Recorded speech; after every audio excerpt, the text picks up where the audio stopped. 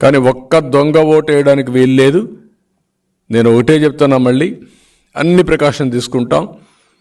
ఎవరైనా దొంగ ఓటు వేయాలి అనుకోని కానీ ప్రయత్నం చేస్తే మాత్రం, దొంగ ఓటు ఎవరన్నా రిజిస్టర్ చేయడానికి ఏ బిఎల్ఓ కానీ ప్రయత్నం చేసినా, అధికార యంత్రాంగం ప్రయత్నం చేసినా జైలు పోవడం ఖాయం. గుర్తుపెట్టుకోండి, ఈరోజు చెప్తాను నేను, we are not going to leave you. తాత్కాలికంగా మీకు వీళ్ళు ప్రొటెక్షన్ ఉంటారు, కానీ శాశ్వతంగా మాత్రం you will be the sufferers. ఏ ఒక్క వ్యక్తిని వదిలిపెట్టాం. సాక్ష్యాలు ఉన్నాయి నువ్వు పెట్టినట్టన్ని. అలాంటి తప్పుడు రిజిస్ట్రేషన్ చేసిన ప్రతి ఒక్క వ్యక్తి మీద ముందు పోలీస్ కంప్లైంట్ ఇస్తాం, ఆఫీసర్లకు కంప్లైంట్ ఇస్తాం, కోర్టుకు వెళ్తాం, ఎన్నికల కమిషన్కి వెళ్తాం. కడాన లాస్ట్ డే వరకు ఫైట్ చేసి రికార్డు ఎవ్వరు తారుమారు చేయలేరు. రికార్డులో ఉంటుంది.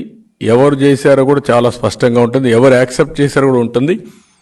ఎవరు డ్యూటీ ఫెయిల్ అయ్యారో కూడా ఉంటుంది. ఈ విషయాలు మీరు గుర్తుపెట్టుకోండి.